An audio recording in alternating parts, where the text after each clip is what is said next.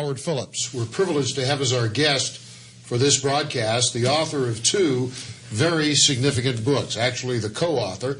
His name is Ed Timberlake.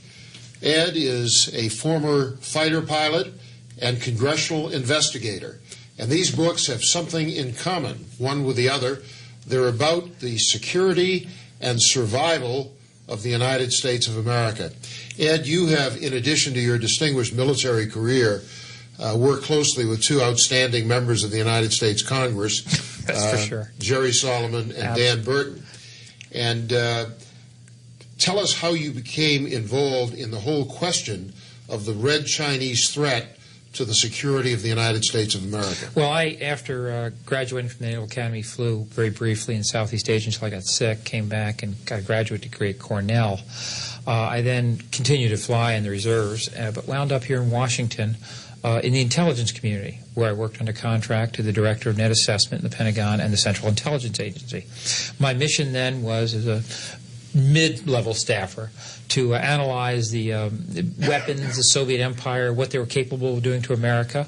I was blessed with two appointments from Ronald Reagan, the first one to help my fellow Vietnam veterans, but the second one I was Principal Director of Mobilization for Secretary Weinberger in the Pentagon. Mr. Bush also brought me on board, and I was an Assistant Secretary called into the White House during Desert Storm, Desert Shield, Desert Storm, where we had a communications task force, and our mission was to explain the goals of that war to the American people, to rally them to our cause, and we worked. It was very successful.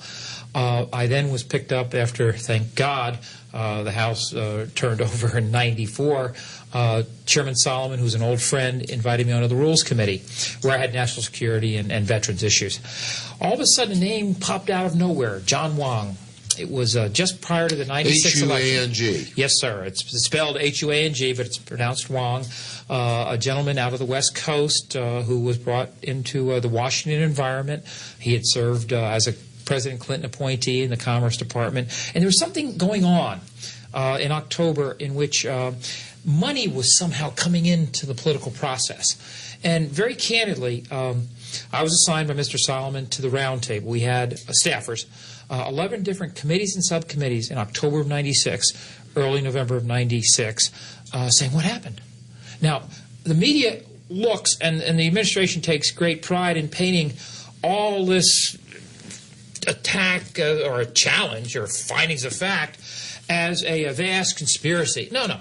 We were sitting at a table watching the First Amendment, the freedom of the press, drive this, and lo and behold, it turned out that we were very concerned about Mr. Wang's background, what he did, how he got there, what he meant, and where he delivered the goods to President Clinton. Basically, Mr. Wang was a man who had a relatively junior position at the Department of Commerce, but unusual access to the President of the United States, the White House. He worked with Commerce Secretary Ron Brown. Yes, he did. And apparently he was a key link in getting money from very questionable sources. That's correct. Many of which had their genesis in communist China. That's correct. And that went into the Clinton administration. And a reasonable observer could conclude that there very well may have been a trade of policy for money. It very well may be that Clinton decisions, which almost without exception have favored the interests of communist China against the interests of the United States, might have had something to do with the money that flowed into Clinton-related coffers, some of it through the activities of John Wang. Is that a fair statement? Oh, I think it's pretty accurate. In fact, there's a whole host of figures that showed up. Charlie Tree, Johnny Chung, who basically we rate as an honest man now. He's the gentleman that went offshore and met the head of the RBU, the Chinese Military Intelligence Service, General G, who gave $300,000 and said, we like your president. That's pretty direct. One issue, I'll hold this up if you don't mind, I'll show you this. This picture. And Red Dragon Rising. This picture right here of the President of the United States and General Chi was never, ever seen, until this came on this book cover, was never seen in America. Who is General Chi? General Chi is the general who ordered the massacre of the students in Tiananmen 10 years ago. He is directly responsible for that activity. Presidents usually don't meet generals, by the way. They tend to meet heads of state.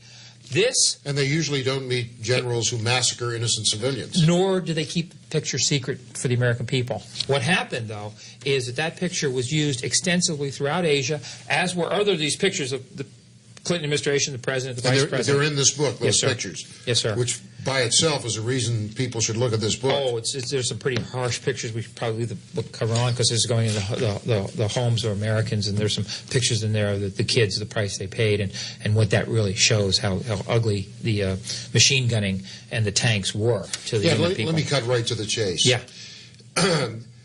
Just on the evidence that was spread across the pages of even liberal newspapers, it seems to me you could make a reasonable case that the President of the United States was guilty of treason and bribery as well as high crimes and misdemeanors.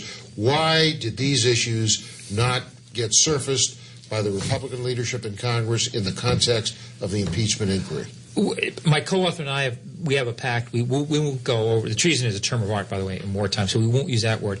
But I will go on the record saying our book and the research and the national media make a very convincing case of bribery at the highest levels. Money exchanging hands in the White House, favors in, money in, favors out.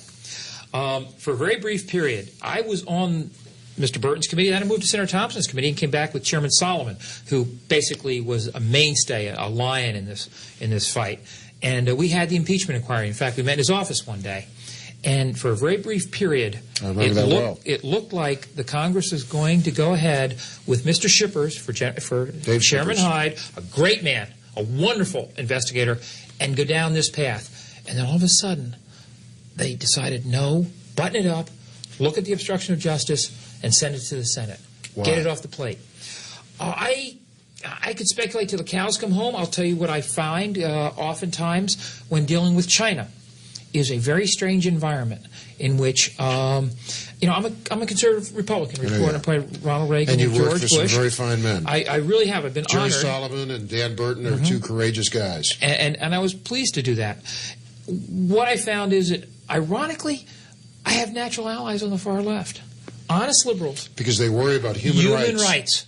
And they are with me every step of the way on that. And there's two groups here, and in the middle, though, it's this kind of trade. It's too important. They kind of assuage their conscience by having this policy of let China develop. The tragedy is that among elected officials of both major parties, there's a heavy reliance on campaign contributions. Correct. Many campaign contributions come from businesses that directly or indirectly do business with Communist China, and they're compromised by that business. To make their case for them, they say, well, if they just see American goods, all of a sudden they'll go the way of the Soviet Empire. I have a little experience here. I also work for Ed Derwinski, who founded the Captive Nations. I was in Poland just after the wall came down. We saw Ronald Reagan and his team target solidarity with labor unions, by the way, help, and the Pope, religion, to see that was the way you'd wedge into the Soviet Empire and take it down. They did it with fax. They did it with fax machines, information, and yes, it worked. China saw that. They understood what happened. They, quote, don't want to get the Polish disease. So instead, all this free trade is really just giving them a lot of money and communications networks that enable them to maneuver their troops to step on their people. Many analysts whom I greatly respect believe that Communist China is potentially a far greater threat to the United States than the Soviet Union ever was because of Communist China's economic power, which the Soviets were never able to emulate. That and one other issue. In the book, we have a timeline. When you do timelines, it's very interesting. The Soviet Union killed an awful lot of people. Black Book of Communism, published in France. It's not it's a French book. Holds the PRC leadership accountable for anywhere 60 to 80 million deaths in their 50 years history. We show a timeline. 50, they invade Tibet. 50, they helped. They were actually troops that came down into South Korea. They hit India in 62. Border skirmishes with the Soviet Empire in the late 60s. They invaded Vietnam in 79. When they go about promising the use of force, they eventually do it. They have made direct threats now on the island nation, in my opinion, of Taiwan. I see Taiwan as a bastion of freedom.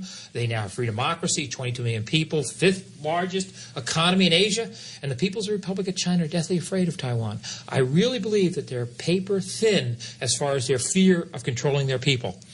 when you see them or read about them grabbing grandmothers, which they're doing today as we speak probably, they've just done it yesterday, out of Tiananmen who just want to do breathing exercises and put them in labor camps for a couple of years. They are afraid of their own people.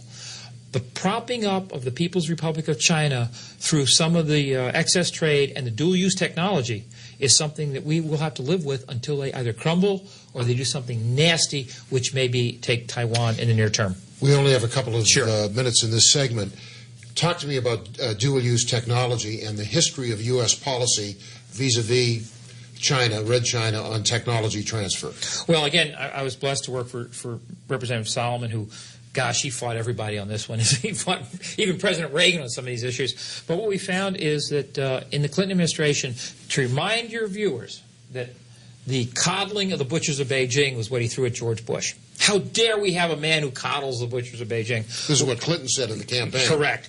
He becomes president, and all of a sudden all the export controls go away. They move to commerce. Now, for our viewers, export controls are part of a system whereby we look at what we're selling overseas to see if, even though it has a putatively commercial purpose, it could be used against us militarily. That is exactly right. All that was lowered. Those guards were lowered.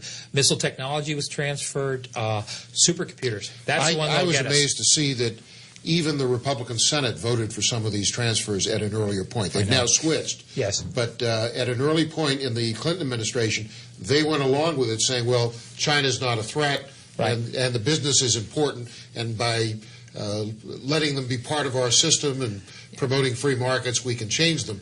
But actually, free market totalitarianism does not help the United States of America. You could not be more correct on that. I could not agree with you more. I don't have any problem with wheat and beanie babies. I mean, let them do that. Right. But the rest of this stuff, let's get back to some sanity, because they have made threats and they're rebuilding their military. Yeah, let's take a break. Sure. When we come back, a lot of things we need to discuss. One of them is the Spratly Islands. Please stay with us. We're going to be talking